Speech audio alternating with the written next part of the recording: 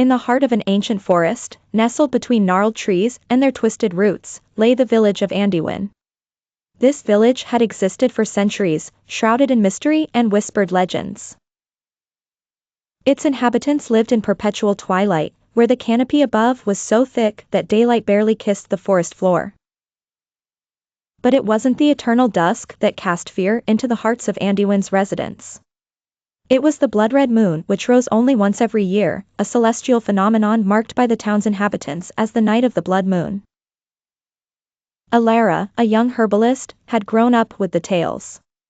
Each year, as the blood moon approached, her grandmother would warn her of the terrifying reaper, a spectral figure said to descend upon the village, leaving a trail of despair and missing souls.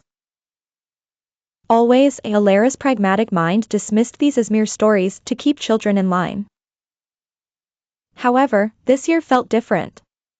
As the night approached, an unsettling quiet settled over Andewyn.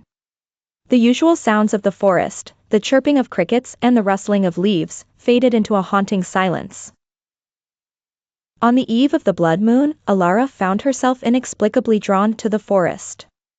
Her feet moved with a purpose she couldn't comprehend, as if pulled by an invisible string. She wandered deeper than she ever dared before, the trees enveloping her like a dense fog, their branches reaching out like skeletal arms. She stumbled upon a clearing she'd never seen, an ancient stone altar bathed in the glow of the rising blood moon. The air was thick with the scent of moss and something metallic, almost like blood. Despite the inexplicable dread that filled her heart, a strange compulsion took hold. Whispers surrounded her, ancient and unintelligible yet eerily familiar. As she approached the altar, the whispers grew louder, forming words in her mind. "The time has come, child of Andewyn." Panicked, Elara turned to flee, but her feet refused to move. The shadows around her shifted, and from them emerged the reaper. This figure was not corporeal, but a shimmering apparition cloaked in tattered robes, its face a void, eyes glowing with the redness of the moon. "Elara," it called, its voice a blend of sorrow and command. "You are chosen. It is time to break the cycle."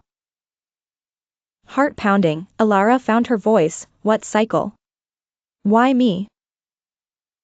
The reaper extended a skeletal hand, and as it touched her forehead, visions flooded Elara's mind. She saw villagers of old, each year one stepping forward, merging with the moon's essence to protect the village, transforming into the reaper, perpetuating the cycle. "You see, Elara. The reaper is not a monster but a guardian.